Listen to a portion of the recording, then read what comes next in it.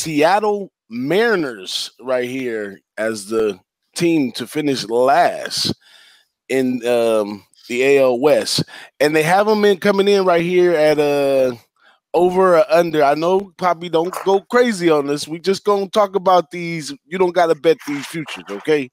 But Seattle Mariners over or under 67.5. So who wants to grab the torch first? Let's get Joey on here.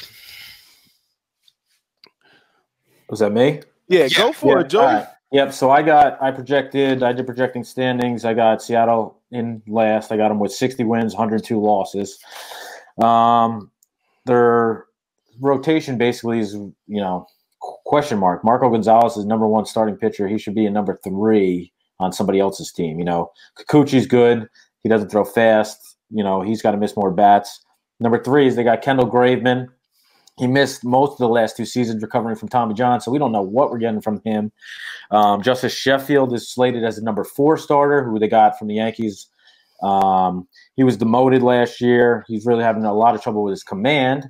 And then number 5, Tijuana Walker, who they got from Arizona, who I actually like, but he's also recovering from Tommy John. He only pitched, I think, 1 inning all of last year. So we're going into the season with that as your starting rotation. Its upside doesn't look very good.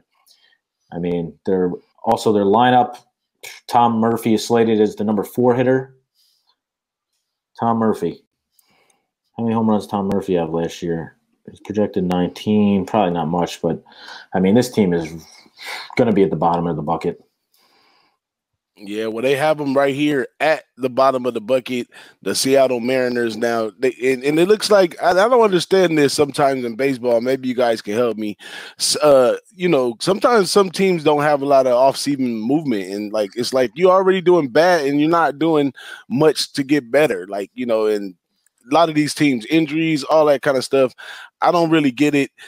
Seattle Mariners, I don't see any hope for them anyway, either, with the injuries. Well, they don't really have injuries. They have guys coming back off injuries. Just a group. They need to add some firepower to this. They need to add a spark or something that's going to get them next level. But this right here, you can tell already where they have them at win total for the season, that it's already expected for things to go bad.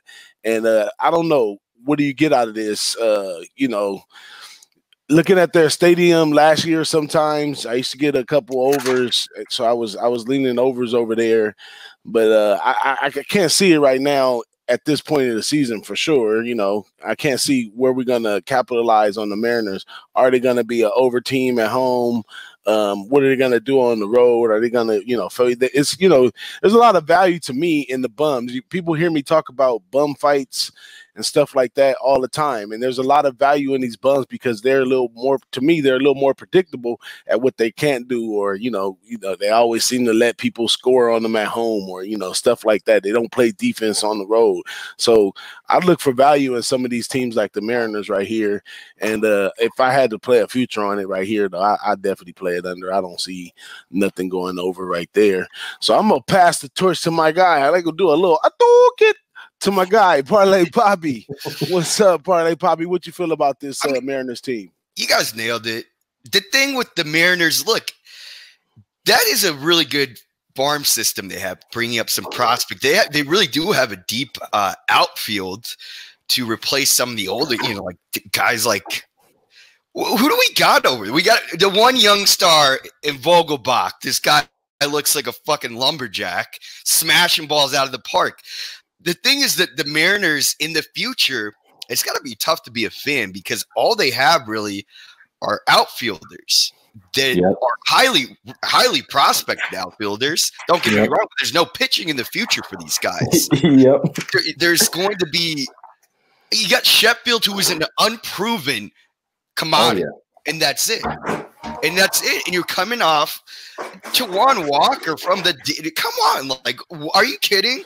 Gonzalez, I don't know what to do. I don't think that this is going to be – remember, this is a team that was relying heavily on the home run ball last year to score alone, just to score.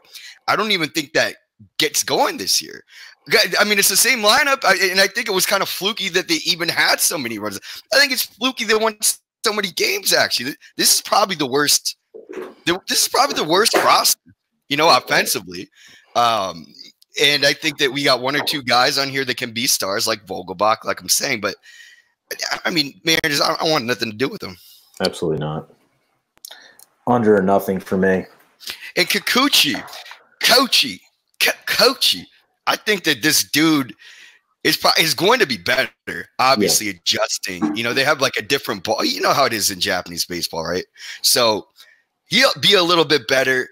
It's just, if anything, I have no idea what to do with this team as far as what to expect. There's literally nothing to expect.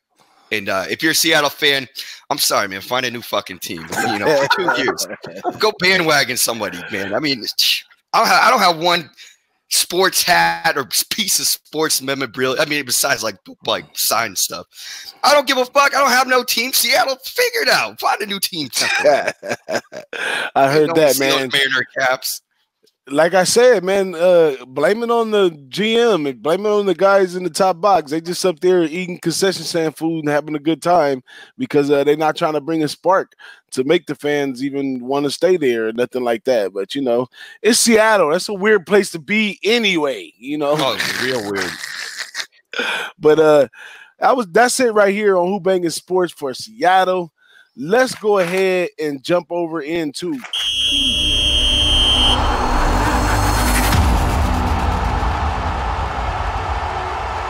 Who-Bangin Sports Talk.